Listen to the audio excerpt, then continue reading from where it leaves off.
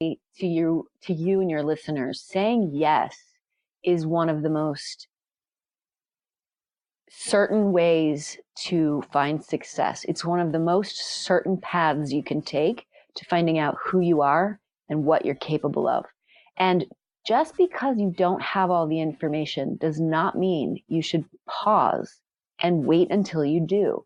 If you say yes to someone or to something or to some project, go out and do the research, figure it out. So when you get there, you are prepared. I said yes to directing a show before I knew what I was doing.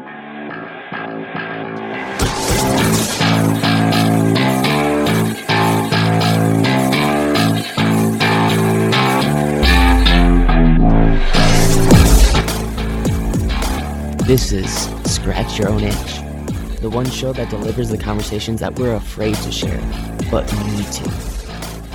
This show is all about creating a life worth living. I'm Logan Tyler Nelson, and I'm your host. So, you're going to hear conversations with creators and entrepreneurs talk about what they do, their current and past traumas, how they became who they are, and what they are truly curious about.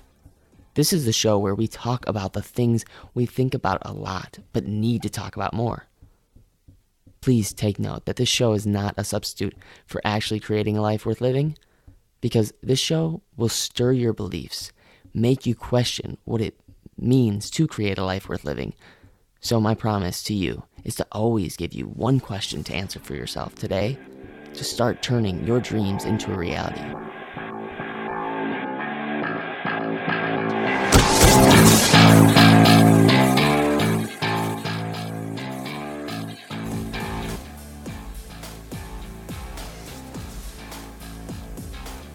Hey, you.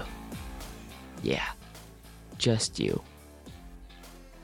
So, my curiosity question for you is, have you ever been guilty of saying yes to something way before you're ready for it?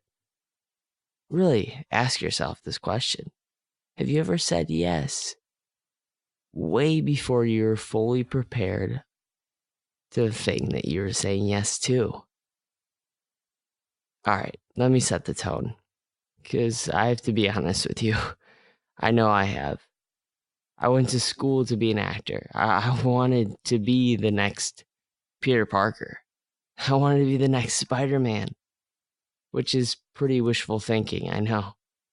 But while I was in acting school, I listened to a ton of podcasts and different thought leaders. And one podcast that I loved was The Big Talk with Tricia Brouk. This podcast taught me so much about myself and the business of actually giving a big talk. And today I have the absolute pleasure of sitting down with the creator of this incredible podcast. Her name is Tricia Brouk, and this is her professional bio. She's an award-winning director. She is also a writer and choreographer for theater, film, and television. In addition to her work in the entertainment industry, she applies her expertise to the art of public speaking. She's an executive producer of TEDx Lincoln Square, and she has choreographed Black Box on ABC, The Affair on Showtime, Rescue Me on Fox, and John Turturro's Romance and Cigarettes, where she was awarded a Golden Thumb Award from Roger Ebert. And the series she directed, Sublets, won Best Comedy at the Vancouver Web Festival. She's written 2 musicals, a play, a sitcom plot, and feature film. The documentary short she directed that produced This Dinner is Full was the official selection at the New York Women in Film and Television Short Festival, as well as the New York City Independent Film Festival. So, I know that's a lot to take in right now, but I want you to meet the one and only Tricia Brouk. Hey, Tricia, thank you so much for coming on. Logan, I am so excited to be here with you, and that was an incredible introduction. Oh, wow. I appreciate that. That's a very good, wow. Yeah. Yeah, feeling the feels right now. Thank you so much. That means the world to me. So, I'm so glad. Let's feel the feels together, Logan. all right. So I guess really the definition of scratching your own itch to me is by solving a problem or having that one question that you constantly ask yourself that you try to solve for yourself, and by doing that, you solve for others at the same time. So I'd like to kind of ask you that one question about what is that problem that you think you are trying to solve for yourself, but you you actually are solving it for others too at the same time. I love telling stories. I love being able to help people tell their story from a big stage or from a big screen. So, in order for me to help people speak the truth, I have to speak the truth first. It's paramount that I live in a place of complete truth and vulnerability so that when people are in front of my camera or on my stage, they feel safe to speak their truth and to be their vulnerable selves. Oh, that's so amazing. I love how right away you know just how powerful storytelling is.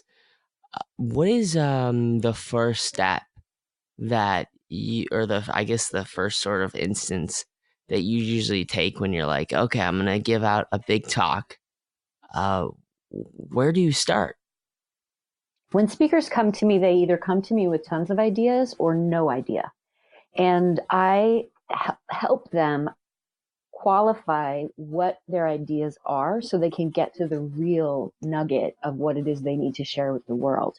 So if you've got a million ideas, I help you whittle those down until we've got the one that you're the most connected with. And if you have no ideas, I ask you tons of questions so that we can get to the most important and impactful idea.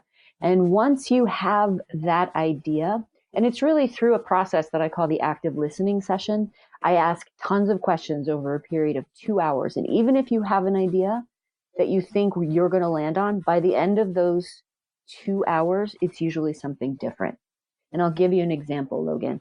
I was working with a speaker named Kristen Smedley, who had been giving a talk for 16 years on retinal disease. She started a foundation about retinal disease because she had 3 children, two of which were born blind with this very rare eye disease. So she began talking about it. And when she came to me and said, I want to do a TEDx, I said, great, let's do it. So we have this active listening session. And by the end of our time together, the talk was no more about how to raise money for retinal disease or how to raise awareness. It was about how she learned to see the world differently through the eyes of her children. So the talk became personal, it became a story, and it became global because we could connect to what that meant. I don't have blind children, so that was limiting my connection to her. So as soon as we expanded what the idea was and turned it into something global and relatable, she made a huge impact on all of us. That is so cool. I want. I have to talk about just the sort of like people don't always remember what you said, but people always remember how you make them feel. And I think that very much is the way that you work with your TEDx. And I would love for you to speak upon that power of vulnerability, and not to try to sell someone's book, but rather go at it from even deeper. Like, why do people actually want to listen to your talk rather than just, oh, I want to get a really great book launch, or I want to have a really great speaking engagement with someone so I can grow my customer list, or whatnot. Could you talk about a little bit about that? I'd love to. This is something that I am very passionate about. When you are doing a TEDx or a TED Talk, it's a gift, not an ask. So if you are looking to take a TED stage, the last thing you want to do is pitch an event organizer your business. We want you to talk about an idea worth spreading. We want you to talk about an idea that we could potentially adopt as our own. We want you to talk about an idea that is thought provoking and inspiring and mind blowing. So if you are stuck in the mindset of getting onto a TEDx stage because you want to increase your business, that's not a good reason. If you want to take a TEDx stage because you want YouTube likes, that is not a good reason. If you want to take a TEDx stage because you cannot not talk about your idea, it's that important to you and you need other people to hear it, then take a TEDx stage. That's the only reason to do it. Yeah. Oh, I just my heart fills up when you talk about that, just because um, there's like some people believe that there's a secret to success with, I think, a great TEDx talk, and I think there is no secret. I think the secret is say something that you really, really care about, and it would literally hurt you if you didn't say anything about it. Um, which is something I want to say yes to you, or sort of welcome you into, is the idea of saying yes before you're ready. How many times have you said yes to something before you think you're ready? Hey, Logan Tyler Nelson here. I would so appreciate it if you took some time to hit the subscribe button. I really want to just honestly live and give. Why? Because I was told when I was young that if you're feeling down, the best way to feel better is by lifting someone up again. So, in an effort to make someone feel less alone, please hit the subscribe button so the podcast has a better chance of being found and making someone feel less alone. And if you're feeling down, hey, it can help you. Know that by hitting that subscribe button, you just did someone a huge favor. So thank you for hitting that subscribe button. I love this question because I live my life this way, Logan. I say yes to things all the time without having any idea how I'm going to pull it off. So I would say to you and your listeners, saying yes is one of the most certain ways to find success. It's one of the most certain paths you can take to finding out who you are and what you're capable of. And just because you don't have all the information does not mean you should pause and wait until you do. If you say yes to someone or to something or to some project, go out and do the research, figure it out. So when you get there, you are prepared. I said yes to directing a show before I knew what I was doing. I said yes to choreographing a film before I knew what choreographing a film meant. And what I mean by that is film is different than theater. So I did my research.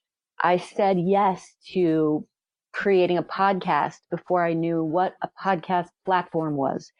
I think when you say yes, you offer up opportunities that you could never have dreamed up. And now I don't mean that you should say yes to everybody who's asking you to do something. I say yes to myself every week when people ask me to go out. I say no to them, but I say yes to myself because I go to bed really early and I get up really early. So it's very difficult for me to say yes to engagements that are during the week. So I say no to them, but what I'm doing is saying yes to myself. So that's really important to differentiate. Could you go into the last time that you had to really, I don't know, say no to something that you so wanted to say yes to this thing, but you knew that at the same time, like, this was going to be saying no to yourself. So you said no to that person, and you might have upset someone, because I know for that person that may be listening right now is like, okay. Like, really, does she say no to people? She sounds pretty perfect on paper. Well, I think when you say no to somebody and you give them a reason why, they can accept that. And people, I am exactly who I am today, as I am tomorrow, as I was yesterday. People know who I am and where I'm coming from. And when I say no, thank you, I can't attend your engagement, it is because I have to get up early and do my work. So it's very important that they understand that it's not about them and that there's nothing they should take personally. And that if you want me to attend an engagement, Saturday's best because I go to bed early on school nights and that's just who I am. I love it. I love it. Um, I just think that there is such a freedom in structure, and that's kind of what you've built for yourself, is the structure, and you're allowed to feel like you can do your best work when you have that sort of structure in place, and waking up early is part of that structure for you. Absolutely, Logan. And I'm glad that you said there's flexibility in structure. I think that makes perfect sense. When we have a structure or a routine, we can be flexible within that with our creativity and our productivity.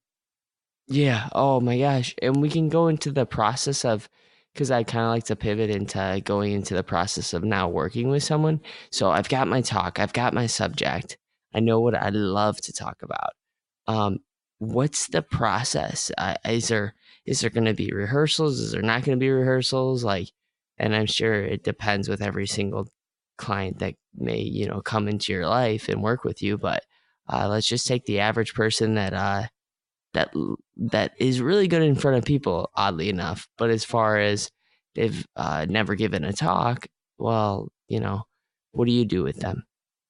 That's a great question. And I say my process is the same with every client, but within that process, each client has a unique experience. So I start out with an active listening session, like I mentioned earlier, and we talk for 2 hours. And I ask tons of questions and I take copious notes. And then I transcribe that session into a document that we then use to create what I call a blueprint. And from that blueprint, I send them home with that blueprint and they begin to write a first draft. And then that's all my heavy lifting. I help them create this blueprint and I help them create a transcribed active listening session. And then they take on the heavy lifting. They begin to write the first draft. They and I work back and forth on their Google Doc and I give them notes and I help them with transitions. And then we begin to write an opening and a closing. And during this very lengthy process, we get to a point where it's a script. Then we take the next phase, which is I help them infuse their voice within this script. So we turn it from a script into a conversation and we make sure that it really sounds like them talking. And we do that over and over again until it sounds like they're having a conversation with you from across the table. And then we go into the rehearsal phase where we talk about intention. And as an actor, you know what I mean by this. You must have an objective and an action to play that objective. So for example, if I want you to cross the street, Logan, how am I going to get you to do it? I could beg you. That's my action. My objective is to get you across the street. I could trick you. I could inspire you. So we infuse the script with objectives for each section and then action that they can play so that their delivery of the big talk is never stale and always fresh. And that's the process. Oh, that's so cool. That I think it's just so important to use that the how and the what. Like, what are we after, and how are we going to get it? And using the objective and the action is just a great way to not only operate a big talk, but how to operate in life. Like, once you have that context and process, I'm sure there's so many of your clients that come back and go like, wow, I learned so much about life and myself after doing this whole process of having a big talk. Could you give us an example of someone that may have, came back and had that sort of conversation with you? I would love to. It's one of my favorite things that I get to witness is I watch speakers walk onto the stage as one person and walk off as someone else. And what I mean by that is they become so confident and so secure in who they are based on the process of identifying and crafting a big talk that they walk off the stage ready to take on the world. And going back to Kristen, she has spoken since she did our TEDx. She's gone on to speak at the FDA to get funding approved for her for this rare eye disease. Mari Carmen Pizarro took our stage and has now created a completely new leadership program for corporations based on the research that she did on a keynote that we worked on. So what's great is you become more sharpened to your ideas, connected to your passions when you go through this process. Yeah. And that's I talk a lot about truth on this show. And that's a great, I guess it's really hard. It's a big challenge to actually give us speaking engagement, but I guarantee that's one of the greatest ways to find your truth, find one's truth, and to really see if this thing that you're about to embark on is your truth. And if you because so many people are trying to find their passion, find their one calling. And I do think that there's an abundance of paths that we can take in life. And oftentimes, sometimes the thing that you're into is the one thing that you start to invest your time into. And yeah, I like to demystify the whole oh, I have to have a passion sort of thing. But I really want to ask you, does someone have to have like a book or a business or anything like that before they do a TEDx, or can they just have like this idea or an experience that happened to them to get on the stage? That's such a great question. And I really want your listeners to listen closely. You do not need anything to take a TEDx stage except for an idea worth spreading and the commitment to rehearsing so that it's good. That is so important. We do not need to have a business. We do not need to have a book. We do not need to already be a successful speaker. We only need to speak about something that is passionate and that is an idea that could potentially have global impact. And that's what I want you all to think about. I love that you just said that answer, because that's the scariest thing ever when you go, hey, I don't feel like I'm good enough. I don't feel Mm. like I'm ready or I matter for this. Because even though inside your heart you believe that you do, it's just the outside world, I think, tells us that we need to have a book, or we need to have this business, or we need to have a million Twitter followers to talk about, that subject about how did I create the $1 billion business, or how did I create a number one top selling book, or how did I get a million Twitter followers, when to just start writing that story is just it's about getting out there and telling the message. And maybe you agree with me or disagree with me, but yeah, I think absolutely one of the things that I love about TEDx is it inspires great ideas. What do you think is one of the best examples of a great talk on TED that people can look at? Not only yours, because I know I'd love to. I'm going to promote yours, of course, but other people's that may give a good example of what it's like to really open one's eyes and just fill their heart. Well, first, I want to say, if I can just go back for a second, I want to Yeah. say that you do have a story and your listeners do have a story and you do matter and your listeners do matter. So I want to just make sure that that is heard from everyone on this podcast, is that you have a story and it's really important that you share it with us. Yeah, 100% so agree. That's why I say you matter and you're enough at the end of every single episode that I have. So, I love it. I so love it. So, as far as really inspiring TED Talks, I think that, let me just try to remind myself of, I just sent out, I just batched, Logan, the next 8 weeks of emails to my wow. tribe, and it's all about TED Talks that are inspiring to me. So I want to pull those up so I can actually share them with you.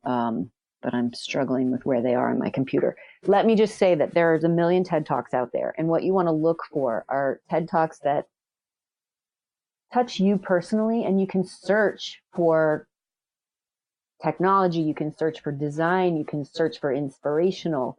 There's a TED Talk out there about hand washing that I think is one of the most incredible talks, because she says that you can save children from having diseases by simply getting a bar of soap into every household. So those are the kinds of ideas that I'm talking about when we talk about inspiring and ideas worth spreading. She has a business. It's not selling soap, but she talks about the idea of getting soap into every household so that we can decrease childhood death rates. You see how inspiring that is and why it's an idea worth spreading? Yeah. Yeah. Yeah. Oh my God. I love that, because the thing is I just listened to Isaac, I think his last name's Litsky. Mm-hmm. He has a great TED Talk about reality, and I recently wrote my first draft of my book about reality and the two consciousness, and to realize that we live in a world where information is so abundant, and so we'll see things like maybe someone, hurting themselves, or we'll see things like maybe someone looking in the mirror and they believe they're ugly. And so they say, I feel ugly, or I feel suicidal right now. And I had to write this sort of book because I realized that some of the thoughts that I was having weren't mine, because of the outside world telling me and programming me and saying, like, oh, I feel ugly doesn't mean I am ugly, or I feel suicidal doesn't mean that I am suicidal right now. And that's really deep stuff. And I think more people need to talk about it. And in his TED Talk, he just had this great discernment of what reality is, because he's blind now. And reality to him is not always the things that we feel, but rather the things that are our ability to actually just step into and go, this, I can't see, but to me as a person, I can see everything. So that was one of the TED Talks that I really loved. So I don't know if you had the chance to pull up those emails. I'd love to hear more. I have not. I was just listening to you. I wanted to Oh, stay no focused. worries. No worries. No worries. But I did have an incredible lineup of speakers at TEDx Lincoln Square this year. We had Jim Curtis, who talked about you're in the perfect place at the perfect time, all about knowing that we are exactly where we need to be and how science can prove that. We also had Lolly Daskell talk about leadership really coming within, and how great leaders are with you, not in front of you, and how you have to really begin to go inside in order to become a leader. And we also had Mandy Antonacci talk about how looking down has become an epidemic, and how we need to look up in order to give ourselves the opportunities to connect with other people. And that could potentially save lives. It could potentially give you the moment where you meet your spouse or your business partner. And if we're looking down, we could pass them. So we want to be able to look up to create these opportunities. We also had an incredible talk by Rabbi Elshanon Popku, who talked about political polarization and how Thanksgiving dinners were cut in half in 2016 because of what was happening politically, and how sad that was. We had another speaker, Antoine Ramon, talk about being a soldier of love and how he wants to simply live his life from a place of love, and hopefully it'll rub off on others. We had a beautiful talk about how music saves lives, how songs save lives, by the incredible singer-songwriter Mary Gauthier. So these are some of the talks that were on my stage, and I think that they were so diverse in ideas and so diverse in speaker that it is really an important and impactful event.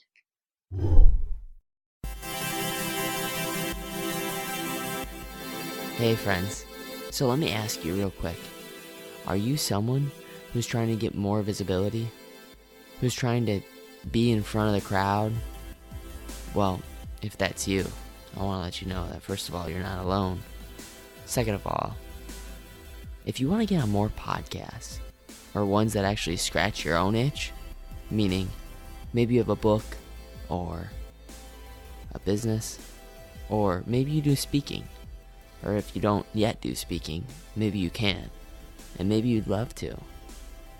Well, I put something together for you, and in this little giveaway, I'm going to show you how to pitch yourself for podcasts, and how to actually be professional when you show up, so you can be the next authority in your niche, so you can start scratching your own itch. I know what it's like to build something, create something, and then there just be crickets. No one wants that. You need to be seen. You need to be heard, because you have a message to share. a message that is worthy of hearing. Podcasts nowadays, more than ever, are being consumed by people. And guess who's actually learning the knowledge that's being shared? It's podcast listeners. It gives you a license to be an authority in whatever area you really dream of being an authority in. So if this at all starts to give you a little itch to scratch, just email Logan at LoganTylerNelson.com. Again, that's Logan at LoganTylerNelson.com.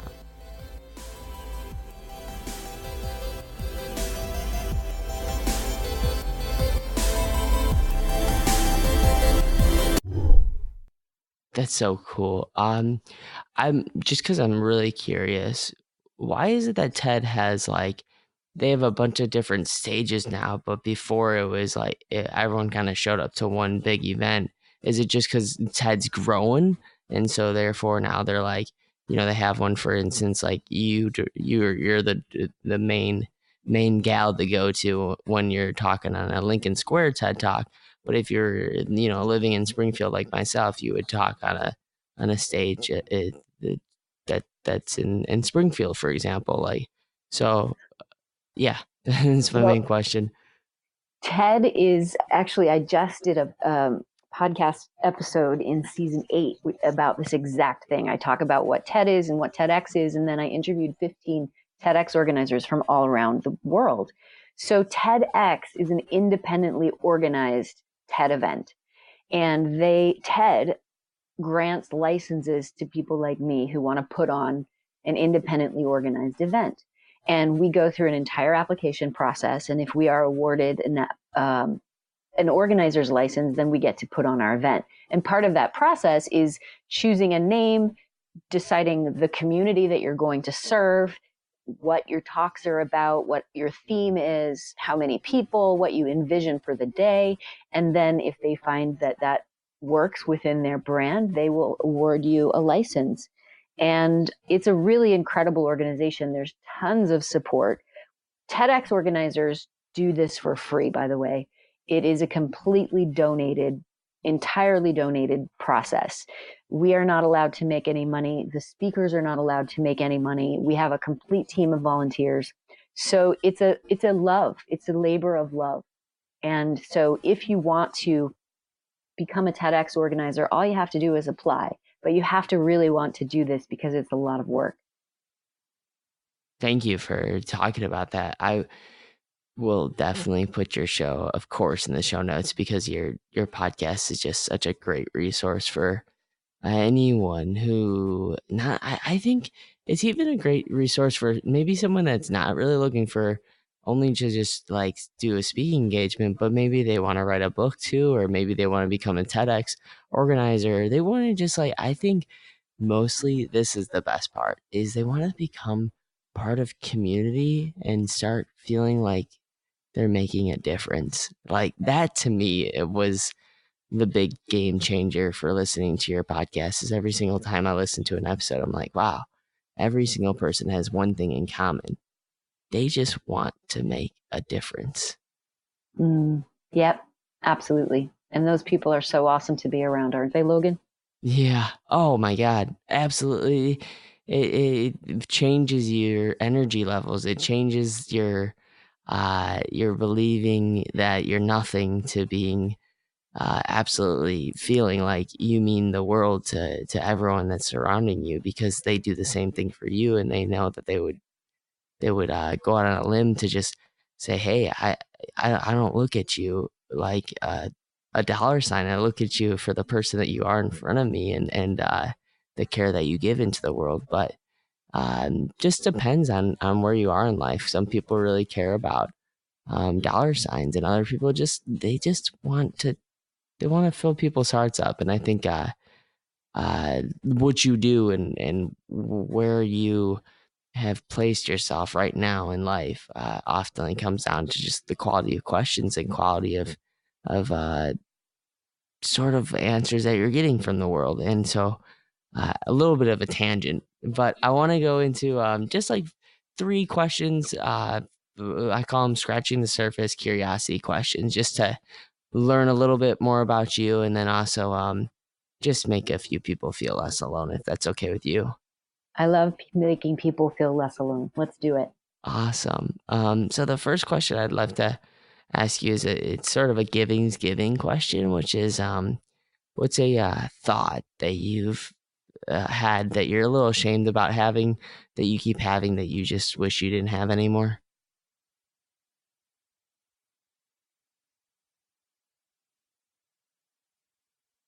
Hmm.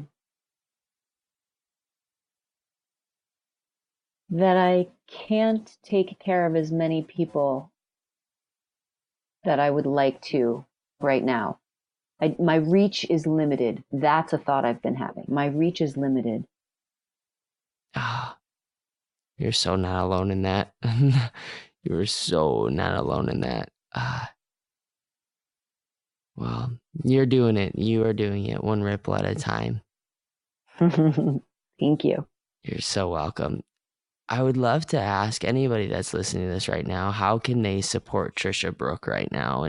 And whatever. I mean, maybe it's sharing the podcast, maybe it's just something that you're really into that you want to be in conversation with. Maybe an email address. They send you an email. What is it? Well, there's two things. One is yes, I would love for you all to listen to my podcast, subscribe, rate, and review. And the second thing is I send out emails, like I said, about TEDx and about what makes them good and what's inspiring about them. So if you want to be on my list and to get emails from me so that I can respond to you with your thoughts, I get back to every single person. So that would be incredible. And you can reach out to me at Tricia at thebigtalknyc.com, or you can go to my email, my website at Tricia at thebigtalknyc.com and subscribe there.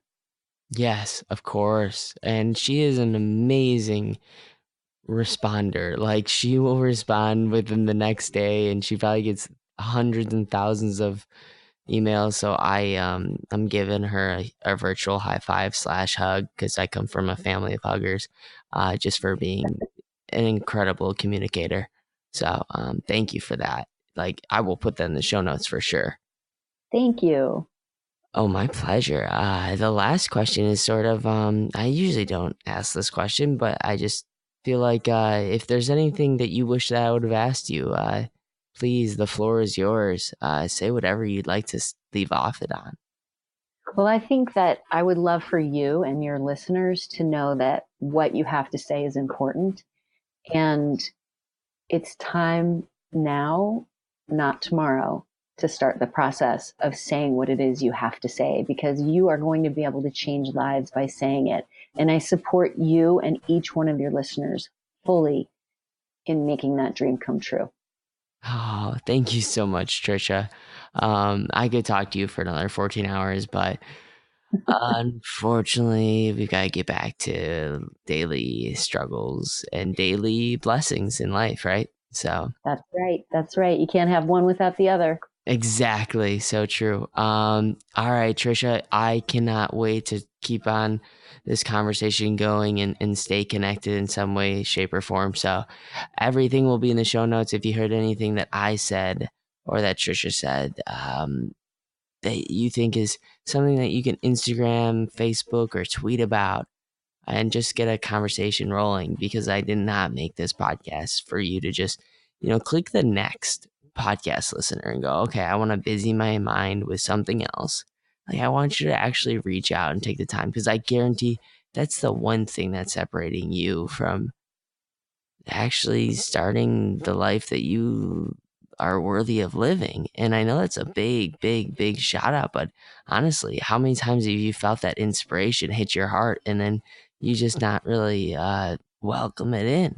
And so I think this is an awesome opportunity for you to welcome it in and start a conversation with myself or Trisha, especially Trisha, because she's like, she's just the master at giving good talks and the master at taking an idea and not just having the idea, but actually making it a reality. So I cannot thank Trisha enough for taking the time to do this. It has been an absolute pleasure, Logan, anytime. Thank you. time to do this. It has been an absolute pleasure, Logan.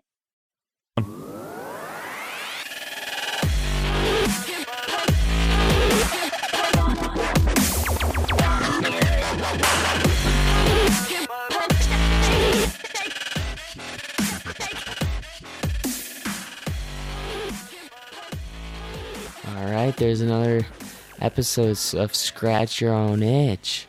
Thank you so much for taking the time out of your day to support the show by listening. The biggest compliment you could ever pay me is just by sharing this, because honestly, it doesn't take much, and it feels so good when people create something and take time. And when I see someone take time to create something that really just changed my day, either made me feel less alone, maybe put a smile on my face, made me laugh, made me feel wiser, I always want to share it with the world. Because why? When I share something that resonates with me, why not share it? I mean, that's just kind of the thing that goes around, and it's free. It takes no time at all other than just a click of the button, share, on either Instagram, Facebook, Twitter, LinkedIn. Any of those social media platforms would be great to share this. So I really appreciate it. And I want to say that anybody who's looking to gain authority or expertise in their area, and they don't want to take another year or year and a half to write a book and wait until that's published, I think the best way is right now is to start a podcast. So if you're at all interested in starting a podcast, if you meet the certain requirements, I would love to help you with a podcast and also get a website going for you as well. And this is not an easy task. It's hard to actually get it done and get it out there. So every now and then we need some help, and I'm here for you. So please reach me at Logan at LoganTylerNelson.com if you're interested at all. And don't ever forget, you matter and you're enough.